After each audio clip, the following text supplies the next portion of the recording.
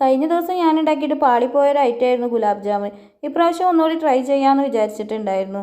തോറ്റ് പിന്മാറാൻ ഞാൻ തയ്യാറല്ലായിരുന്നു. തോൽവി വിജയത്തിൻ്റെ മുന്നോടിയാണല്ലോ. അതുകൊണ്ട് തന്നെ കുറച്ച് ബ്രെഡ് എടുത്തിട്ട് അതിൻ്റെ സൈഡ് ഭാഗം കട്ട് ചെയ്ത് ഒഴിവാക്കിയിട്ടുണ്ടായിരുന്നു. പിന്നെ ബ്രെഡിനെ കഷ്ണങ്ങളാക്കിയിട്ട് ഒരു ബൗളിലേക്ക് മാറ്റി വെച്ചിട്ടുണ്ട്. ഈ ബ്രെഡിനെ ഒന്ന് സോഫ്റ്റ് ആക്കി എടുക്കേണ്ട ആവശ്യമുണ്ട്. അതിലേക്ക് നമുക്ക് ആവശ്യമുള്ളത് പാലാണ്. കഴിഞ്ഞ പ്രാവശ്യം ഞാൻ ഉണ്ടാക്കിയപ്പോൾ പാല് കൂടിപ്പോയിട്ട് ബ്രെഡിനെ ഞാൻ ഐസ്ക്രീമാക്കി കോരി കഴിക്കേണ്ട അവസ്ഥ വന്നിട്ടുണ്ടായിരുന്നു. അതുകൊണ്ട് തന്നെ ഇപ്രാവശ്യം ഞാൻ പാലൊഴിക്കുന്നത് വളരെ ശ്രദ്ധിച്ച് തന്നെയാണ് ഒഴിച്ചിട്ടുള്ളത്. ഏകദേശം ഈ പരുവത്തിലാക്കി എടുത്തിട്ടുണ്ട്. കാരണം ഇതൊരു ബോളാക്കി എടുക്കേണ്ട ആവശ്യമുള്ളതുകൊണ്ട്.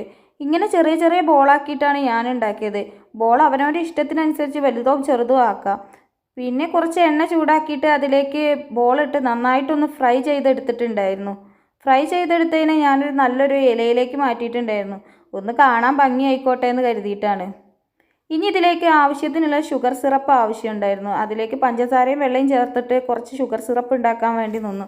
അതിന് ഫ്ലേവറിന് വേണ്ടി കുറച്ച് ഏലക്കായ്പ്പൊടി ചേർത്തിട്ടുണ്ടായിരുന്നു. പിന്നെ അതിലേക്ക് ബോൾസ് ഇട്ട് കൊടുത്തിട്ട് നന്നായിട്ട് ഇളക്കി മാറ്റി വെച്ചിട്ടുണ്ടായിരുന്നു.